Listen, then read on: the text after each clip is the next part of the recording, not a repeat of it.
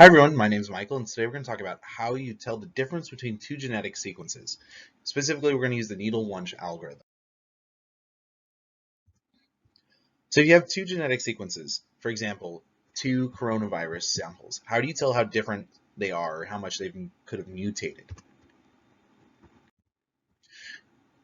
Each individual character in the sequence can either be a match, a mismatch, or an insertion or deletion gap if you put them on top of if you align them with each other. So this is one possible alignment. If you look at the first position, you have two G's, so that would be a +1. If you look at the next, it's a C and an insertion. It could be any character, so we leave it blank, and you subtract 1. This results in a final score of 0 from the scoring matrix. If you get a higher score, that means you're more similar. But how do you account for every possible alignment?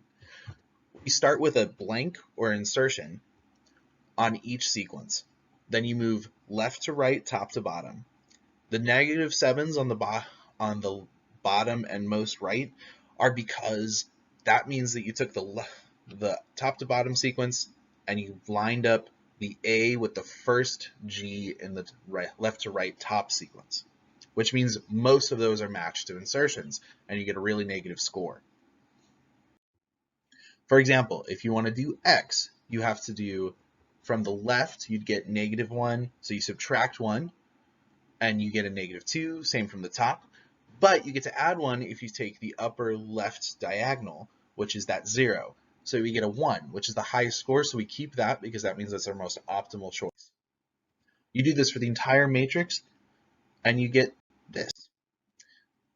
Now you record as you go your matches, your mismatches, and your gaps, so you know how you moved.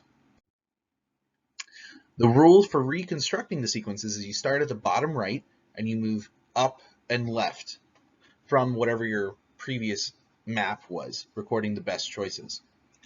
Now from the bottom right, we get that mismatch, which is that orange arrow because you have an A and a U. In the top left, you have the blue arrow from the 1 to the 0 because you had a G and a G.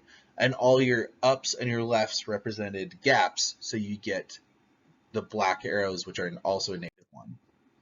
This results in these best alignment scores, which are the resulting threads from trying to align these two sequences. That's all I've got for you today. Check out the Needle-Wunsch algorithm page. It'll walk you through a little bit better tutorial.